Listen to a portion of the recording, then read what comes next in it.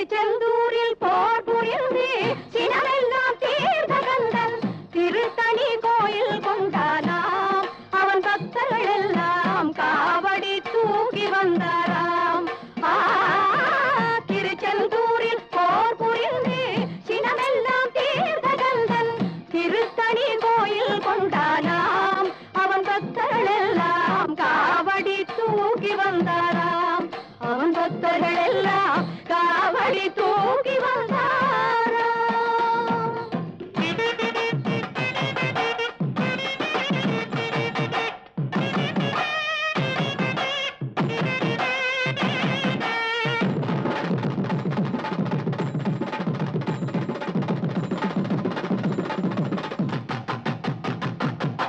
வரிசை வரிசை என அழகு காவடிகள் தணிகை வேளன் அவன்